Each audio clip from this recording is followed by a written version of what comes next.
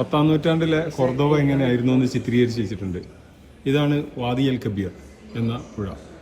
ഈ പാലം മൂസ ബിൻ നസീർ പാലം ഉണ്ടാക്കിയതാണ്.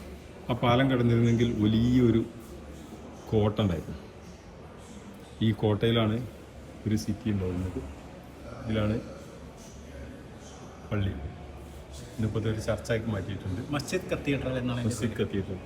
പിന്നെ വലിയൊരു സ്ഥലം. ഈ അങ്ങ് ദൂരെ കാണുന്നത് അൽ സഹറാവി എന്ന അടുത്ത പട്ടണമാണ്. വേറൊരു പട്ടണം ഈ ഭാഗത്തുണ്ടായിരുന്നു. കച്ചവടക്കാർ ഇതുവഴി വരും, വന്നതിന് ശേഷം ഇതുവഴി കയറി പോകും. ഈ വാദിൽ കബീർ ഇവിടെ ഇപ്പോൾ കുറേ വലിയ പട്ടണം, ലോകത്തെ ഏറ്റവും വലിയ പട്ടണം, പള്ളികളും മദ്രസകളും ഒക്കെ ഉണ്ടായിരുന്ന വലിയൊരു പട്ടണമായിരുന്നു നമ്മൾ എത്തിയിട്ടുള്ള ഈ കൊർദോബയെ കുറിച്ച് പറയുമ്പം അല്ലാമ ഇക്ബാലിനെ ഓർക്കാതിരിക്കാൻ പറ്റില്ല. 1930കളിലാണ് അല്ലാമ ഇക്ബാൽ കൊർദോബ കാണാൻ വരുന്നത്.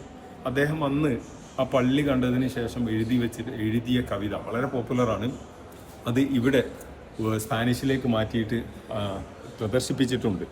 അല്ലാമ ഇക്ബാൽ കണ്ട കൊർദോബ, പിന്നെ വലിയൊരു സാമ്രാജ്യം, വലിയൊരു കഥ. അത് ഇവിടുത്തെ ടൂറിസ്റ്റ് സെൻറ്ററിൽ നമുക്ക് കാണാൻ പറ്റും. അതിൻ്റെ കാഴ്ചകളൊക്കെ അവരിവിടെ സെറ്റ് ചെയ്ത് വെച്ചിട്ടുണ്ട്.